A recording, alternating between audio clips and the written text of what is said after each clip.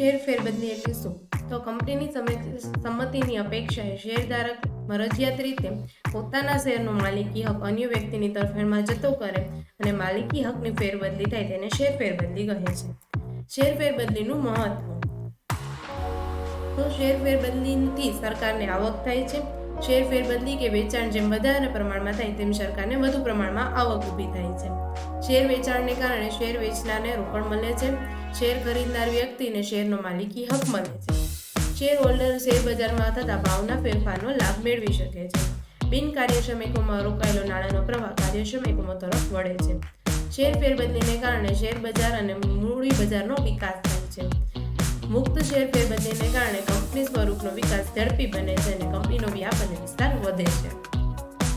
તો શેર ફેરબદલીનું મહત્વ 2 કે 3 માર્ક માટે IMP એવો ક્વેશ્ચન છે.